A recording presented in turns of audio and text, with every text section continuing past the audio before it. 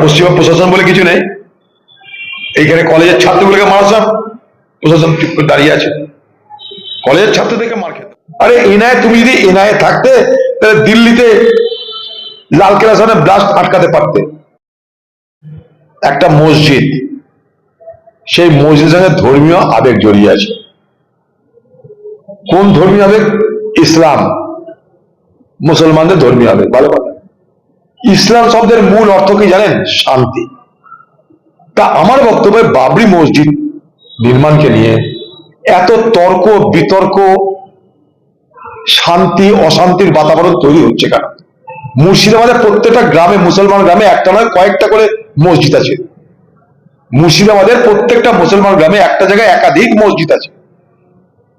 কিন্তু কোন মসজিদ নির্মাণকে কেন্দ্র করে এত বিতর্ক, এত অশান্তি, কি হয় কি হয়, এইরকম বাতাবরণ কি তৈরি হয়েছে কোনোদিন? তা আমার বক্তব্য হচ্ছে একটাই, যে যে ধর্মটা শান্তির কথা বলে, সেই ধর্মের উপাসনার ক্ষেত্র যেটাকে মসজিদ বলা হয়, সেই মসজিদ নির্মাণকে কেন্দ্র করে অযথা অশান্তি বিতর্ক তৈরি না হওয়াটাই শ্রেয়। তার কারণ এটা ইসলামের মূল ভাবনার পরিপন্থী বলে আমি মনে করি। অনেক মৌলানা মৌলবি আছেন, অনেক মুফতি সাহেবরা আছেন, তারা বলবেন এগুলো। আমার যেটা সাধারণ জ্ঞানে বলে, সে ভারতবর্ষের লক্ষ লক্ষ মসজিদ আছে। এদিনকে এনআইএ এলো, সেদিনকে আমি যে কি বলেছি এখানে বসে আপনারা বক্তব্য দেখতে পারেন। আমি সেদিনও বলেছি এটা মশা মারতে কামান দাগা হলো। এনআইএর কোনো কেসই না এটা। প্রথম দিন বলেছি, দিনকে নাই চালু হলে মনে করে দেখুন আপনারা। এখানে মানুষের সাধারণ স্বাভাবিক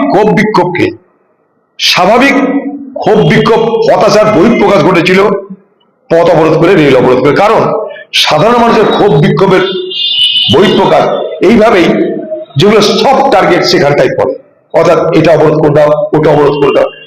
সেটা মানে এটা নয় যে তারা সন্ত্রাসবাদী কাজ করছে। এনআইএটা কি সন্ত্রাসবাদী কোনো কর্মকাণ্ড কোথাও হলে সেখানটাই এনআইএ আসতে পারে।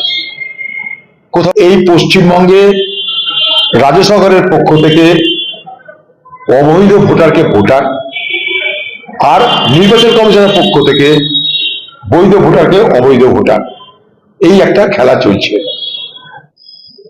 ভারতবর্ষের পার্লামেন্টে দাঁড়িয়ে বিজেপির নেতারা, তারা কংগ্রেসের বিরুদ্ধে কি কি গালি গালাজ দিয়েছে তার হাজার হাজার উদাহরণ আছে। রাহুল গান্ধী কোনো গালি গালাজ দেয়নি, প্রশ্ন করেছে। আদানি আম্বানিদের বিরুদ্ধে রাহুল গান্ধীর এই যে জেহাদ, এটা আজকের নয়। হাম দো আর হামারে দো রাহুল গান্ধীর স্লোগান ছিল। অর্থাৎ মোদী, অমিত শাহ, অনিল আম্বানি, আদানি আম্বানি, হাম দো হামারে দো, তো কংগ্রেসের খোলা স্লোগান এটা। তৃণমূল বিজেপির দালাল তাই করেনি? এর আগে ব্যাখ্যা করে বুঝিয়ে দিচ্ছেন। তৃণমূল বিজেপির দালাল তাই করেনি। এর আগে জগদীপ ধনখড়কে উপরাষ্ট্রপতি করার জন্য তৃণমূলের নিরপেক্ষতা আপনারা জানেন। এর আগে যখন ইন্ডিয়া গঠবন্ধন হচ্ছে, তখন মমতা ব্যানার্জি প্রথমে ইন্ডিয়া জোটের বিরোধিতা করেছিল, আপনারা জানেন। এই মমতা ব্যানার্জি কখনো বিজেপির বিরুদ্ধে না পার্লামেন্টের বাধ্যে না পার্লামেন্টের বাইরে কোনো সত্যিকারের লড়াই প্রতিবাদ করে না। তৃণমূলের দাবি এখানে বসে কি ফরফর করছে, এখানে বসে কুমিরের কান্না কেঁদে লাভ কি? এই যে দিল্লিতে মুখ্যমন্ত্রী গেলেন কালো কোট পরে, কই পরিযায়ী শ্রমিকদের তো কথা মনে হলো না? হ্যাঁ, এই যে পার্লামেন্ট চলছে, এত বাজেট নিয়ে আলোচনা, রাষ্ট্রপতির ভাষণ নিয়ে আলোচনা, কই তৃণমূল নেতাদের মুখ থেকে তো পরিযায়ী শ্রমিকদের একটা কথা বার হলো না। এই যে বাজেট নিয়ে দিল্লিতে এত বড় বড় কথা, এই যে পশ্চিমবঙ্গের বাজেট নিয়ে এত বড় বড় কথা, কই ইমাম মুয়াজ্জিনদের ভাতা তো বাড়াতে হলো না। আরে এনআইএ, তুমি যদি এনআইএ থাকতে তাহলে দিল্লিতে লালকেল্লার সামনে ব্লাস্ট আটকাতে পারতে। কাজের সময় কিছু নাই কাজ, খালি বাহাদুরি ফুটানি। যেখানে নিরীহ সাধারণ মানুষের প্রতিবাদ সেখানটাই। আর বাংলার মুখ্যমন্ত্রী তাই চুপ করে থেকে গেলেন গোটা দিন, এবং বললেন তিনি কোনো ঝামেলা করুন আজকে পুলিশকে। না তো 6 ঘন্টা 7 ঘন্টা ধরে রেল NH-30 অবরোধ থাকতে পারে, যার কারণে গোটা পশ্চিমবঙ্গের লক্ষ লক্ষ মানুষ বিপদগ্রস্ত হলো, হয়রান হলো, বিপর্যস্ত হলো? পারে এটা পশ্চিমবঙ্গ প্রশাসন সক্রিয় হলে?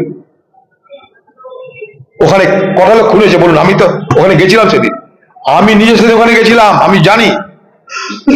পশ্চিমবঙ্গ প্রশাসন বলে কিছু নেই।